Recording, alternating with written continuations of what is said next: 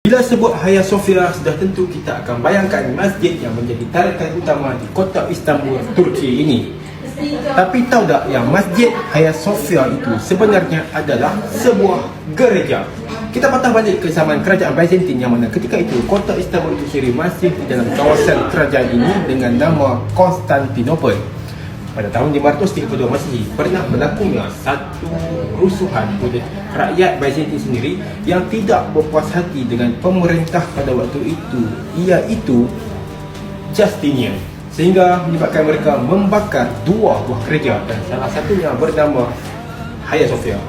Selepas kerusuhan, gereja Hagia Sophia dibina semula selama 5 tahun dan dirasmikan sendiri oleh pemerintah yang sama, iaitu Justinian.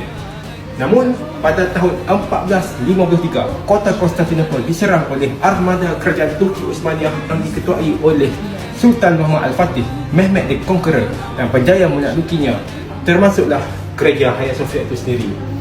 Gereja Hagia Sophia diturunkan unsur-unsur ajaran Kristiannya ataupun ditutup dan kemudian diisytiharkan sebagai Masjid Hagia Sophia.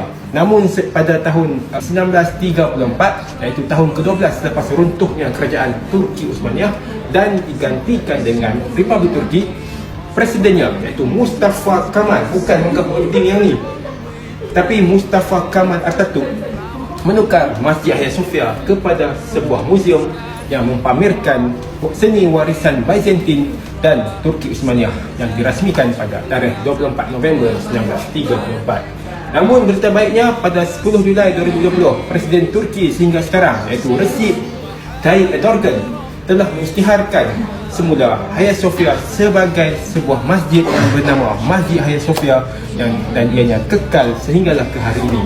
Jadi bagi sesiapa yang teringin melihat sendiri Masjid Hagia Sophia itu, apa kata sertai kami ke Muara Safah Utara menziarahi Turki itu sendiri melalui Umrah Ziarah Istanbul seperti yang tertera di sebelah saya ini, dan Masjid Hagia Sophia menjadi salah satu destinasi lawatan kita.